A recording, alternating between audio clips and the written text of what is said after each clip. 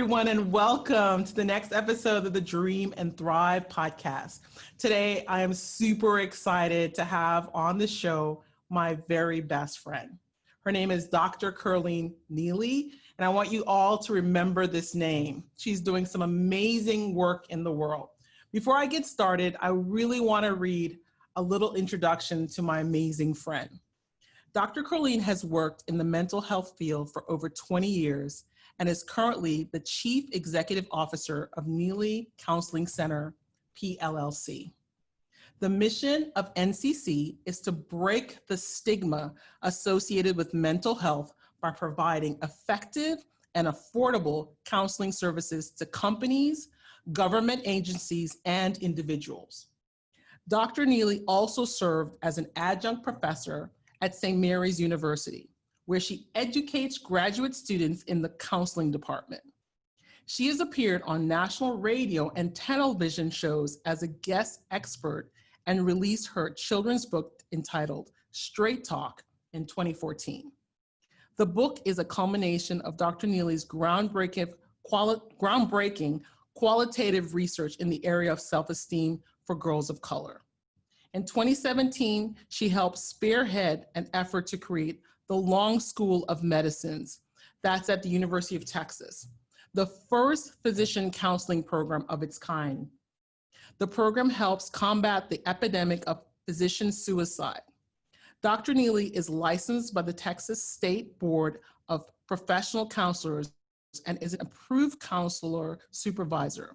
She holds a bachelor's degree in psychology from Sam Houston State University, a master's degree in counseling from Prairie View A&M University, and a PhD in counselor education from St. Mary's University. She is supported by her husband and two beautiful girls. Welcome to the podcast, girls. I'm feeling special. Oh my God. I know, right? Don't you love it when you hear somebody else read your bio, you're like, did I do all that? I know. Is that me? Is that me? Thank you so much for having me, Franca. Oh my gosh. I having you on the podcast was a no-brainer. I mean, we have the best, most insightful conversations, and you have been a gift in my life. You've been through so much with me and walked through so much with me. I just love you dearly. We've been friends for over 20 years, 21 years. This year. Years, yeah. Really, really long time. Yes, so it's really beautiful. I mean, you're one of my favorite people in the whole world. I consider you at this point, you're like my sister, my sixth sister. Yeah. We've moved past the friend thing. Yes. It's just family. You're not getting rid of me. I don't care what happens. I know. I'm here to stay. So Colleen may be familiar to some of you who even know me or have been following my work for a long time, because we started a podcast together called the Drop the BS podcast, which she continues to this day. And it's a phenomenal podcast. I hope that you guys are all listening. But I left her, I abandoned her, and she didn't kick me to the curb. She loved me still, even though I'm no longer her co-host on that podcast. And she's taken it and has turned it into something completely amazing that I hope you all will listen to. But let's dive into the conversation that I want to have today, where I want to really talk about how you can be confident in your expertise and really gain visibility for your brand. We talk a lot about, how this world is and how it's so noisy and it can be really hard to really gain traction.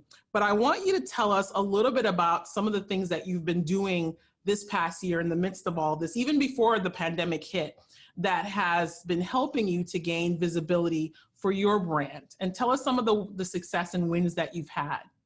Absolutely. So, as I think about this journey, it's been 20 years in the making, as you said, in terms of like me being in the field when you read my bio. But probably I would say about 5 or 6 years ago, I really stopped and I decided that I wanted to do something more. I wanted to do something bigger.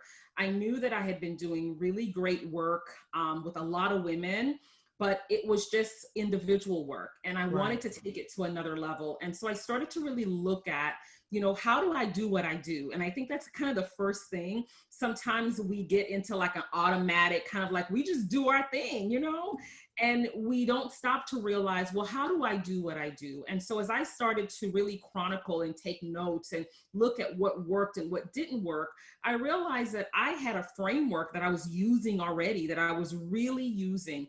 And so I needed to name that framework. I needed to be brave enough to get out there with that framework. And really, that's how this journey started. I think me and you, what year did we go to Washington? That's probably Gosh, that was 2015, I think, 2014, 2015, somewhere around there. Feels like it might have even been earlier than that. I'm not quite sure. Yeah, so right around that time. And so I think, it was chronicling and naming it and being able to say, hey, you know what, this is what I do, and I'm going to put a name to it. And so the name for me is the backstory breakthrough method, because ultimately I've been helping women break through their backstories, that stuff that's in your head that says, no, you shouldn't, no, you can't. That's what I've been doing. And so it started there, Franca, and then it's just kind of blown up on me. I think that, being brave enough to speak it is the first thing, which is like going out there and actually saying, hey, I have a great method. I want to tell your women about it or your group about it. I think that's one of the first steps. In my field, what is interesting though, is that if you don't have a lot of like university backing behind you, or a lot of like, you've spent 15 years researching something, I knew that I might face a little bit of like, wait a minute. Yes, you've been doing this 20 years, but how many quantitative studies have you done on the backstory breakthrough? And Right. so for a while, that kind of really got in my head, that, kind of made me go, well, gosh, I really need this and I really need that. And so I would put it on hold, put it to the side, do a little bit, and then eventually kind of decided, you know what? I know this works. I know it works. I have the data. Yeah. I have the data that it works. And therefore, let me put it out there. Does that make sense to you, Franca? Absolutely. Through your work, how many patients have you seen at this point in all these years that you've been practicing, right? It's kind of like when Oprah says, I've been sitting on this chair for 25 years. I've talked to everybody, and, I really feel like I know what people are struggling with. You just amass that many conversations with people, you start to see patterns, and kind of what you should be putting out into the world. So it makes perfect sense to me. Yeah. So I'm sorry, go ahead. No, you go ahead. So I really wanted you to talk about, since you, kind of put your framework out in the world, and of course we talked about your podcast, what are some of the things that have come from you putting your framework in the world? Wow, I have had opportunity after opportunity. I think the first thing is really the fact that once I started to be brave enough to speak what I was doing, people started reaching out to me and saying, hey, you know what, I really want you to come and do this for me. I really want you to come and do that. So I started to see opportunities open up. And what was interesting, and you and I had this conversation, I wasn't doing a lot of promoting on social media. I wasn't out there in that way. That is not my personality. If you know me, I tend to be more of an introverted person. I like to be in my books and reading and have really great friendships. But despite that, I was still seeing people reach out to me. And so from that, I decided to launch a podcast. Like you said, we are emerging 10,000 downloads. We will be there probably within the next couple of days. So super excited about that. And talking about opportunities, going on that podcast and, Backstory Breakthrough podcast, Drop the BS, recently got reached out to by an organization who loved my work so much that they said, I just want to take what you're doing and turn it into a book. Wow. And, at first it was kind of like, okay, is this for real? Are you serious? And, after Googling and searching and, figuring out, oh my gosh, they're a legitimate organization, and sitting down with them, having a series of meetings. And so currently I am in the middle of taking several of the chapters, sections from my podcast, and turning them into book chapters. And I'm being paid for it. I'm being paid a nice amount of money to do that. And really, it's kind of like the work is already done. And all I'm doing is really just editing, touching it up. And I would have never thought that from putting myself out there, something that great could happen. That is such a great story. I'm so here for it. And honestly, no one deserves it more. You've been so consistent in putting your information out. And also the podcast, the content is just fire. So, so good. It helps me. I listen to it all the time. And I tell everybody, like passing by, I'm struggling with anxiety. Oh, wait, you need to listen to this episode. She's done a series. It's right now in the midst of what people are dealing with more than ever. We need people in the mental health space that are speaking to, anxiety and depression and there's the things that we're struggling with. So I love that you have specific content for that. But I also wanted you to talk about, when you're building a brand, and you talked about the fact that you don't use social media a lot. And honestly, it's not, I thought it would be my personality because I'm pretty extroverted, but honestly, it's not mine either. But I know that it is it's here to stay, and we all have to kind of get used to it. But what if you're someone like that's a little bit older, that didn't grow up with social media, isn't really comfortable, is a small company, doesn't have a team behind them yet, but really wants to be able to grow their brand like you have? What suggestions or recommendations do you have for someone like that? Do they need to figure out social media and spend time kind of doing that, right? Or what would you tell her to do instead? Look, I think, and this is the honest, I'm dropping the BS right now. Okay, let's do it. You need a presence, right? So you do need a presence. Pick a platform, I would say. Pick a platform that you're comfortable with and stick there. But what I think you should really be doing, I don't care what kind of business it is really forming relationships. And a lot of times those relationships don't always happen in this online quick post. It's reaching out to someone via an email, setting up a Zoom call and saying, I'd love to tell you about who I am. People buy from people they like, know, and trust. And on social media, it's crowded, it's noisy, and you can really get in your head. You can start doubting yourself because you start looking to the right and to the left and saying, well, maybe I should be doing this. I've seen people go through so many iterations of their businesses, changing it left and right, when really probably what they had initially was right on track, but they get in their head because that's what social media does to you. It makes you start to compare yourself and judge, especially for somebody who is not, that they didn't grow up with that. My kiddos, they love social media. They eat, sleep, and drink it. But my generation, I don't want to be on there posting my food and posting this and posting that. It almost feels like I am kind of like having to sell my soul. Yes. I know that may sound, a little bit big, but I felt like, oh my gosh, I'm having to like just put stuff out there that, I don't want to do this. Yeah. I recently watched a documentary, I think it was called The Social Dilemma. And it talks a lot about, down the road, maybe 10 years from now, how we're going to probably look back at this time and realize that we probably did some damage to our young people from them being so tethered to social media. And it's got some really great role play scenarios of a young girl who, she literally could not get through dinner without her phone. Her mom locked it in this container and set an alarm, and she breaks the container and takes it to her room and does some selfies and then posts it, and somebody makes a negative comment on one of the pictures about her nose, and she literally, you could see her crying because it's damaged her self-esteem. And so I'm wondering, I know that's really, we're talking about that for a young person, but are you seeing that same impact with women that are, say, over 40, in their 50s, that are struggling with those same self-esteem issues when it comes to social media?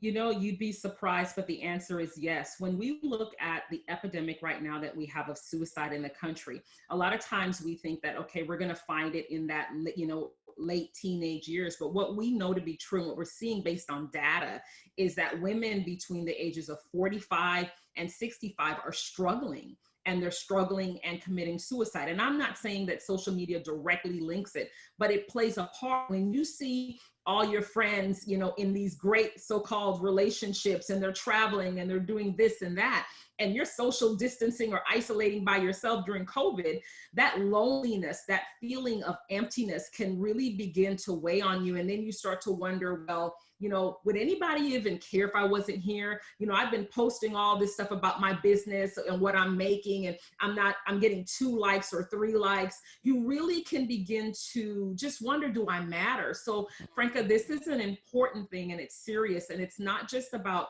young kids, it is about older kids.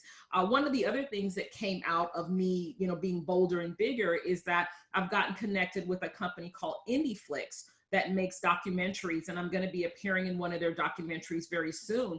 And it really is all about social media and how it affects our mental health. And so I think, you know, your listeners out there, if you are of a certain age and you've been caught up in that idea that I have to be something that I'm not in order to obtain success, I want to tell you that I am living proof that is not it. Yes, I have a presence on social media because I believe it's necessary, but am I on there posting 200 times a day? No, I'm not. And I am still getting book deals. I'm still getting, you know, 10,000 downloads on a podcast. It is still happening organically. And I am no special cookie here. If it's happening for me, it can happen for Franca. It can happen for you too.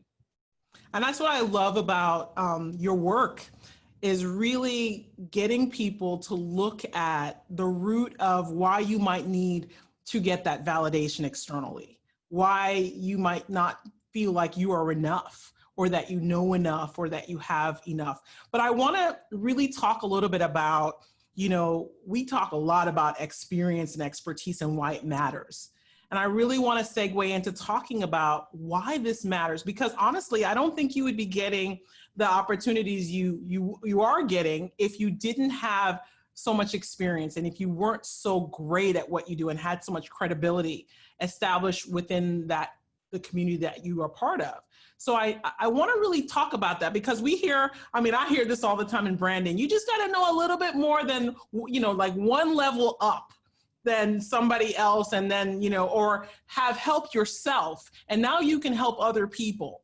And so I really want to talk a little bit about why experience really matters. Talk about that for me. So, you know, I call BS again because yes, I believe, you know, me and you have had this conversation numerous times, and I'm super passionate about it. Yes. I think that, look, in order to truly help people, in order to truly take someone from point A to point B, you have to have done that thing upside down, inside out, and around. Experience matters. And so I feel like there's a lot of people being sold a bill of goods, because those people that are selling it to you want you to believe that, hey, if you buy my product, you don't need the experience. If you buy my course, you don't need the experience. I'll show you how to make millions. Experience always trumps. And Franca, you're right. The reason people are coming to me is because I have sat in that chair, 40,000 clients plus. I've heard the stories. I can analyze quickly. That didn't happen. If you would have met me 15 years ago, sometimes I feel sorry for the people who saw me. I'm like, oh my gosh, because I didn't know what I know now. I didn't know what I know now. And I think, you know, I don't know when it became cool to almost downplay that, to almost act like something was wrong with having experience. Yeah. It matters. I think the other thing that happens is that a lot of people want to do things that seem shiny and seem celebrity-like and seem like, ooh, that's cool. And so they lean into something that maybe they haven't ever done, when what's sitting in front of them is probably 10, 15 years worth of real experience that they negate. You know, you've been an accountant, say, and you know a whole lot about accounting and bookkeeping, but all of a sudden, maybe it looks shiny to be a speaker. And so, you know, you've never spoken before, you've been an accountant. And so you go down this road of trying to do all these things and take this course, and then you find out that, oh my gosh, I'm not making any money. When what was in front of you was a gold mine. You know accounting, teach that, you know, speak about that, because we all need something. What about, so I'm going to play devil's advocate for just a second. What if you were an accountant, had all these years, but you're just naturally gifted at being able to talk to people about this X thing? that it just comes just from you. Maybe you do it in your church. You haven't been paid. It's not a career, and you just have natural gifts in that area. Do you still feel that you need to have had experience doing that thing for a certain amount of time in order to really be able to help someone? So you just said something magical, right? Because experience doesn't always have to mean education. Experience doesn't have to be formal. Look what you just said.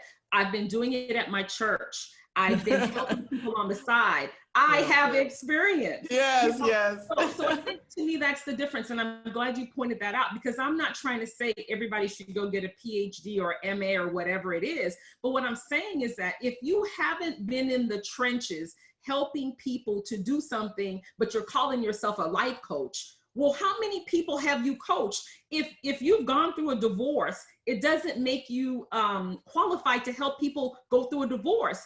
I have helped, I don't know, countless people go through a divorce, and there's so many nuances that I still learn after so many years. You can truly kind of affect someone, and these are big issues sometimes you're dealing with. So experience, once again, doesn't have to mean education, but it does have to mean being in the trenches, actually put in the work. Yeah. Yeah, that when our girl Myra says the work is not skippable.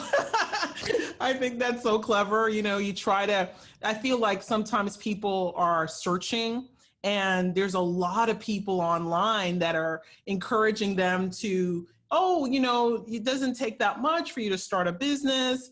Sometimes it feels like it plays into, something that they want to hear anyway. And so they latch on to that, and they're like, and then they get out there and they realize, I need to have more experience under my belt in order to truly know this, to be able to help someone. So I hear what you're saying, and I kind of agree with that. So I want you to talk a little bit about, we talked about experience, but what are some of the myths around brand building, if you will? Because you talked about how you, through your relationships and through doing your podcast, you've been able to attract these great opportunities. But there's so many myths right now about, how you have to build a brand and what's necessary. You kind of debunk the fact that you don't have to spend all day on social media, but there's so many others, Crows. I wonder if you knew a few that you can kind of debunk for us. Well, I think one of the other ones is that you have to be super, super, super vulnerable.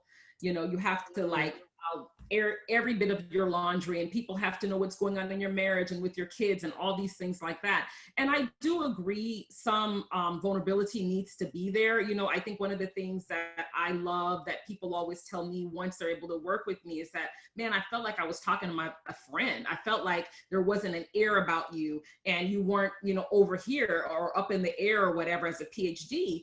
And so sometimes we're told that we have to just show everything. But I think that there's something to be said about being vulnerable, but also keeping a piece of your life, because what happens on the flip side of that is when you begin to feel like everything is about where can I post, or out with your girlfriends for a nice lunch, you can't even enjoy the lunch. You're trying to figure out, oh, this would be a good pick. This would be a good pick, so you stop being present. And so I think one of the myths is that, yes, vulnerability, we know attracts people, but keep a piece for yourself. Keep a slice, keep something private, because that is where, that's where you live, and everything isn't for everyone, because people will take that and use it sometimes to your destruction. Yeah. And I think, we're both of us have been in the online world. And so maybe some of what we're going to talk about next, no one else who's not been in that world really won't know what we're talking about. But there's a subculture around being in this online space, creating courses and content and launches and all this other stuff. And there's so much around, mindset work that it kind of gets into your head if you're in that world for a while. And you start to doubt whether or not you're successful, even though you might have had 20 years of experience under your belt. If you hadn't hit like a certain number that everybody's throwing around, oh, I'm a 7-figure coach and whatever, you start to feel like, okay, am I successful under those measures? Because I haven't done that. And can I put that in my landing page and my copy for my next course if I haven't done X, Y, and Z? So I want you to kind of speak to, is that a myth that you really need to, have these measures in order to really feel successful? Or are we being tricked into, believing something that's not really, even real? So, I think you and I talked about this recently, right? I call it psychology 101. Yeah. People buy for pain or pleasure usually, right? And so you have to also think about, sometimes you're being sold to, Yeah. meaning that if I can convince you that you are lacking, if I can convince you that there's an insecurity, if I can convince you that, oh, you're just in your head, then I can also convince you that you need to buy my product, and my product will help you be able to get through that hurdle or that journey. Let's be honest, we're all in our heads sometimes. We all have insecurities. Those are things that, we have to work through. So I think you have to have a discerning spirit and be able to tell, yes, it's okay to me, get a course or whatever, because we all need a little bit of work here and there on stuff. But if you're buying courses left and right, and you look at your, you look at your inbox and you got 500 emails coming from different places, and you still are stuck, then that's telling you something right there. That may not be where you need to go. So Franca, I guess to answer your question, I feel that we are being sold to sometimes. And it really pisses me off as a mental health professional that people play on our mental weaknesses. They kind of convince us that something's wrong in order to get us to buy, because they know that pain is there. Oh, maybe it's my insecurity stopping me from playing big. That was a big word before. Oh, you're just not playing big enough. What did that mean? Yes. What did that really mean? You're playing small, you need to show up bigger. I have people still say that. And I'm like, okay, I'm showing up big every day for my clients, and I'm executing great for them. But you're not big enough. You're not, and to them that meant, you're not on YouTube, you're not on Facebook Lives, you're not, that meant that I was playing small. And yeah, I myself have used that. Oh, I'm going to show up bigger. And, you just have to find the right mechanism for showing up bigger, right? And then sometimes when we really think about it and we step back and we put our business hat on, we know that a lot of the people that are killing it and having this, a lot of success also have a lot of funding already behind them. So they can drive hundreds and thousands of dollars into Facebook ads. They can drive, a lot of traffic in different directions. And so sometimes, yes, you're showing up, you may be showing up bigger than them. You may be posting more than them. You may be doing a lot. And then you're going, well, why am I not having that success? Well, guess what? You don't have a $15,000 budget per day for Facebook or whatever the mechanism is. And I think we have to realize that sometimes the people who are telling us to, that we need their thing, if you look at how they got to their success, they didn't have a thing. They scrapped it. They bootstrapped it. They kept grinding. They made a lot of face-to-face contact. They made relationships, but yet they're telling us that if I don't have this course or this X, Y, and Z, that I won't make it. I think I think we have to stop and really evaluate that. Franca, what do you think? I agree, because, when I think about, our journey and how we built our brands, it's really on relationships that I get most of my business. It's not through social media. So, I have a decent following on a few platforms, but that's not where my business comes from. And when I stop and think about, how sometimes that stuff plays on me, the more I separate myself from being on those platforms, the clearer that I feel. And, I just keep on my grind, doing this podcast, doing my work, helping people. They refer someone else. My business grows as a result of those bootstrapping relationships that I have, not through, a Facebook Live. I'm not saying that those things aren't great if I have something to say, but I feel like the majority of my business is not coming from that platform. It's coming from, like you said, the relationships that I've built. So I feel like I should just lean into that. And of course I agree, but I'm kind of thinking that there's probably somebody listening going, oh my gosh, I don't like what these girls are saying. Why did she have Dr. Kirleen on? Because I've just spent, $3,000 on a photo shoot.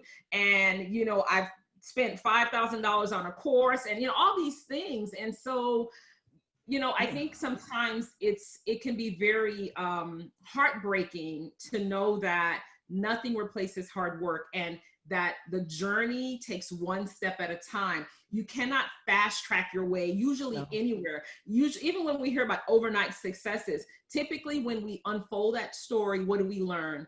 It seemed like it was overnight, but this person had been working in their garage. They had been building it slowly, that over a period of time. We just found out about them. So, right. But you also have to look at your life and where you are. Everybody's journey is going to be different.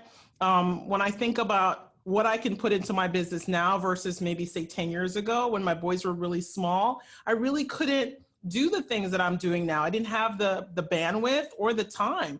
So now my life is different. My boys are close to going off to college, and I have more time to be able to do things like this. And I look at some of the people who are really killing it, and I look at the fact that some of them never had kids, that they, you know, skipped having kids, and they have always been able to focus in their businesses, or unlike me, who is widowed, they have a spouse that could pick up the slack for them. So I think everybody's journey you have to look at your life and individualize your journey based on where you are. And I think sometimes we don't look at the people that are teaching it. We don't know the background of their lives, how much help that they have, and if they have a spouse. And then we try to say, you know, well, she did it in 3 years. Well, you're by yourself, or you have 2 kids. You can't run as fast as she can, where she has like a help and a grandmother, and her mother-in-law picks up the kids. Like, she's got all this support. So I think that's the other thing, is that people compare themselves too much. And I know that first episode I did on, you know, envy, sometimes you're envious of someone and your path is been completely different from theirs. Yes. You know, I think about that. For most of my career, my husband traveled extensively. He was gone probably 60 to 70% of his time. And I had a lot of success. But the success I'm having now that he's not traveling at that rate is totally different, because for the first time I have support. Yes. If I need to jump on a Zoom call, or somebody wants to meet with me, before those things were no. And I just said no because my kids came first. You know, now I'm entertaining 2 board appointments that I'm kind of vetting and figuring out which one I want to take. Those opportunities weren't coming to me primarily because I wasn't out there, and number 2, because even if it did come, I wouldn't have been able to take it. It would have been a no. I wasn't even in the room. And I'm okay with that. I think that's the other thing, is that you got to make peace with where you're at. I think that God prepares you for your next step, but you have to be present in your step, like where you're at, and be okay with that. And I see a lot of stuff, and, you know, as we were talking about, you know, just branding individuals, and they come to me and they're like, you know, I've been doing this for 15 years and this is my first time, you know, that I'm even considering creating a course or a website or whatever, because, you know, I just didn't have the bandwidth to do it up until now. And I'm like, that's okay. You know, your timing is perfect. You know, this is the technological age. This is a great time for you to step out and do something big. And guess what? You don't have to worry. You have all this experience, you know, so you're going to be kind of ahead of the game. You don't have to amass that experience. You're going to, you know, be able to really help people right away. So I think, like you said, experience really, really matters. And are there any other myths, Carls, that you could think of that, I know we talk about so many things, and right now I wish that they would pop into my head, but the big one was, oh, you know, you have to take this course and, you know, that's how you're going to fast track your success. Whereas we don't have any idea how they got where they got. They're not really ever fully telling us the story. So we don't even know, you know, if that was the thing that got them to the level that they got to, you know. But are there any other myths that you can think of? You know, I think the other one we already kind of talked about, but it really relates back to that. I need to spend, you know, like the photo shoot. That was a big one. Oh yeah, right? You know, that's like a big one. Yeah, I that's talk a big one. Yeah. And I I mean, I like a lot of people, you know, fell into that. Well, you know, at one point many years ago, well, I just don't have the right photos. I just don't have the right video, I don't have the right that. And so we spend all this money and it feels good, right? So psychologically, that's the way I always look at things. Psychologically, it feels good to get prettied up, to do your face, your makeup. You have someone taking your picture, you feel pretty, you feel important, you feel like you matter. And so that's, you know, on the surface, a good thing.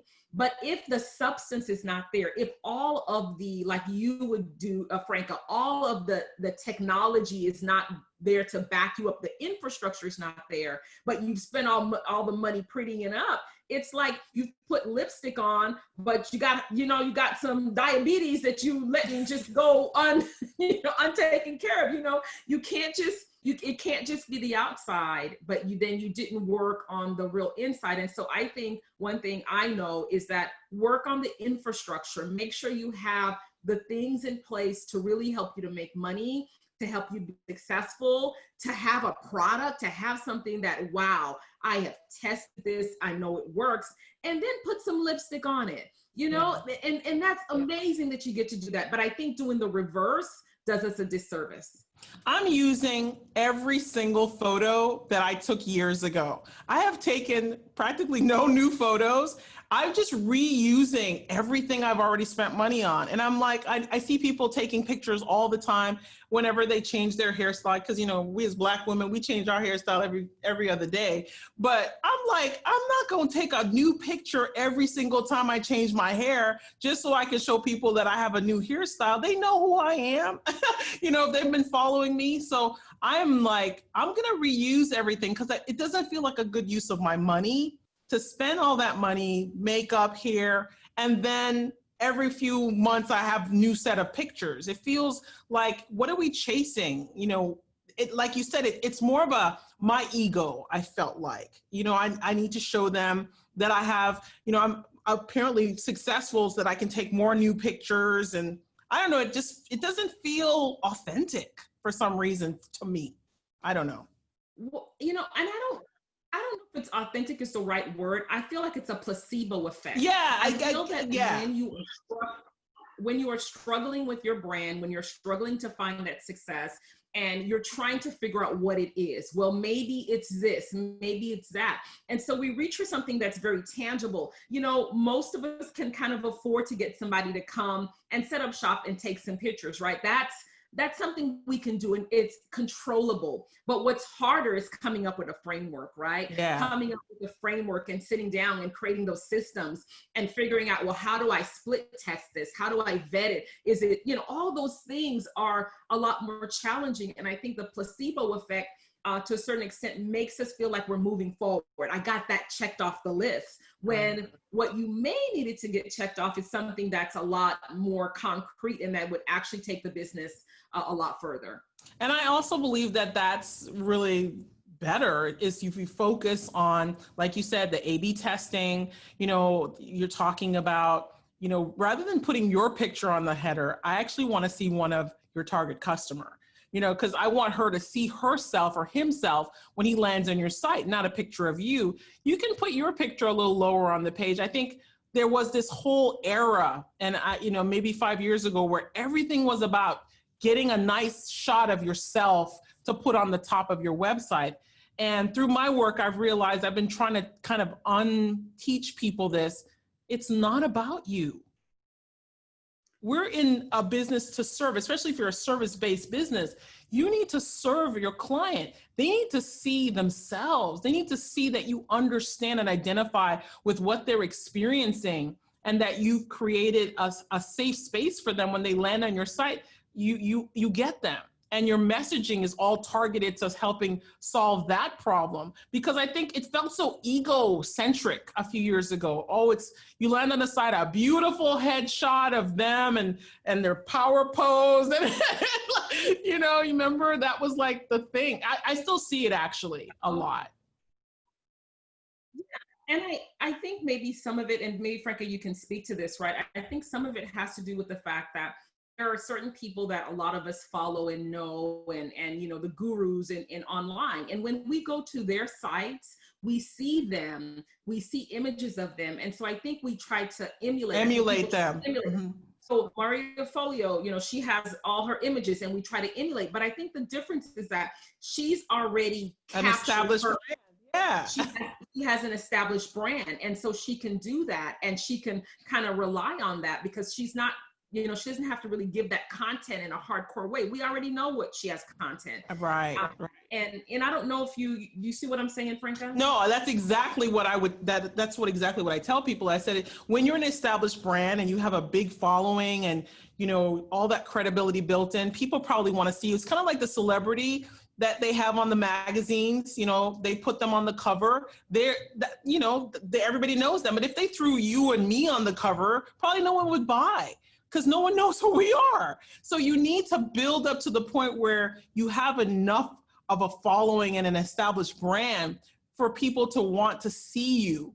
Right at the beginning, you're really just trying to create that relationship. You're trying to get them to understand who you are and how you serve and what it is that you offer. And over time, once you get to that Marie Forleo level, 8 figures, whatever she's at now, then you can say, okay, yeah, people probably want to see me on the cover. They want to see me on the top of the website, not who I serve. But I think it's still effective. If she decided to change her masthead and put a community of women that she served on the top of her website, I bet you her site would still be very effective. It actually may convert just as good. I haven't tested it. These are the things I think that women entrepreneurs don't hear. This conversation that me and you have a lot. We're not hearing it. And I do believe it's back to what I said, Psychology 101. If you can figure out what somebody's pain point is and you can talk to it, we learn that, then you can pull them in. But as entrepreneurs, we also have to understand people are doing that to us. They are looking at what our vulnerabilities are and figuring out, how can I get this vulnerable entrepreneur to buy more from me? It works the exact same way. Sometimes we don't realize we're being sold to. Yes. So Curls, I really want you to talk about how people can work with you, how they can engage with you and really get more information about the backstory. I want you to tell them what you have coming up next that you're excited about. Awesome. So the first place is check out my podcast, Drop the BS Podcast. You can find that on iTunes. Coming up next, I have a backstory breakthrough masterclass for people who are really struggling with anxiety and self-esteem. And so it's kind of this person who gets in their head, they overthink a lot, they spiral in thought, and it really affects their confidence. So I'm going to be spending 4 weeks with amazing women and men, taking them through my backstory breakthrough so that they can learn how to peel that onion, how to get to the root, how to connect those dots, and how to just get out of their head and live differently. So I'm going to be hosting that this fall, but also in the spring. So go to my website. Also, you can go to neelycounseling.com and check out my site, done by Franca. Thanks for that plug. Yeah, absolutely. Well, let me just give a real plug here. Let me just tell you, listeners, Franca is the bomb.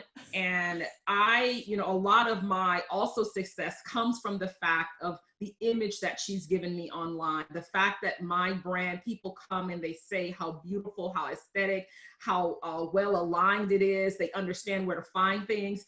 That has significantly increased my bottom line. So get with somebody who understands, how to move that needle for you. So neelycounseling.com, Drop the BS Podcast. And so I'd love to connect with all of you.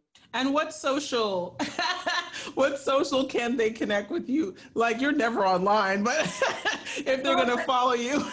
Sure. So my handle is Dr. Kirleen, and you can find me on Facebook or Instagram, put Dr. Kirleen in and I should come up. And so, and I pop in and out. One of the things I do with social media is that I keep it healthy. I'll pop in, I'll kind of see what's going on, and then I'll pop out. So you may catch me there. I love that. So Curls, what's up for you next after, you're doing so many cool things, the indie flicks, you got, potentially being on a couple of boards or one board, but next year after the pandemic is over and behind us, what would you like to be doing? Are you going to do more workshops in the world, or, what do you see yourself doing next year?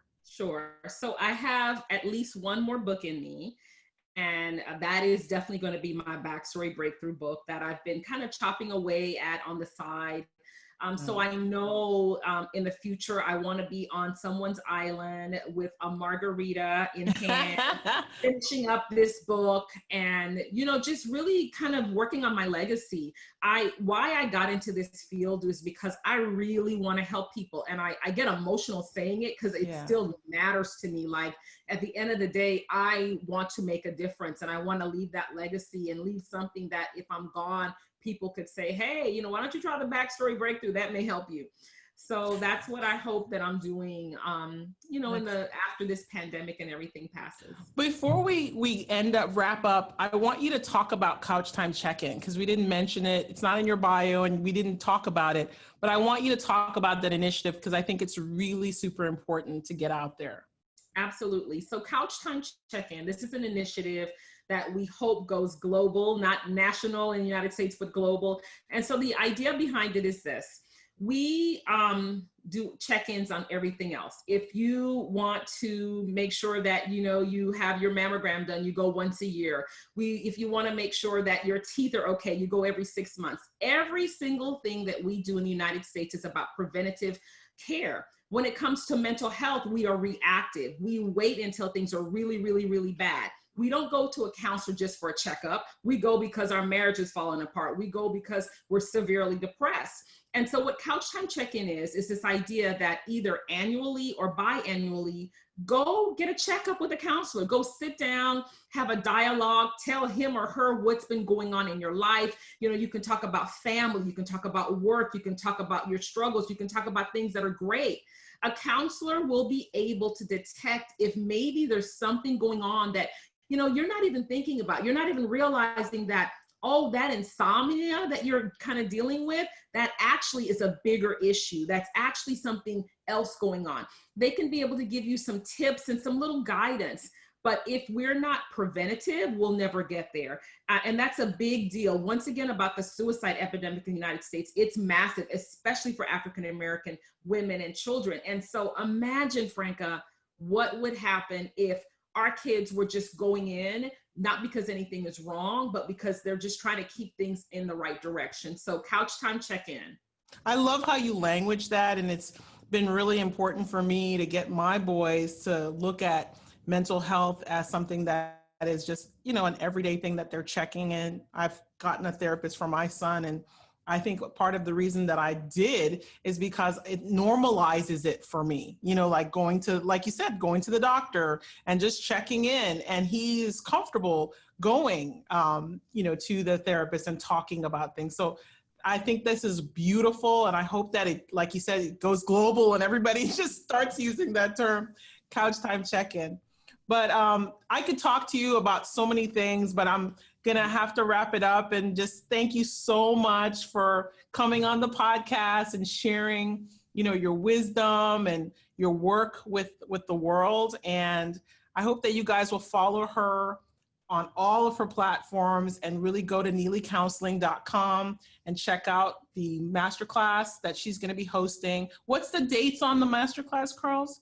So the Masterclass is coming up really soon. So it's coming up. Registration is going to close for that one, but I do have another one coming up at the top of the year. Okay. And so we're going to have a rolling registration for that one coming up in January. So still go. Excellent. And then you can at least get your name on the list. And you'll be able to find that information on francabali.com/podcast. We're going to post that information in the show notes. And then also we're going to probably send it in an e-blast to our memberships when Kirleen opens up for registration in January. We're going to be part of her team that helps, you know, spread the word about that. Thanks a lot, my love. Thank you for being on the podcast today. And I will see you guys on the next episode of the Dream and Thrive podcast. Until next time, we're out.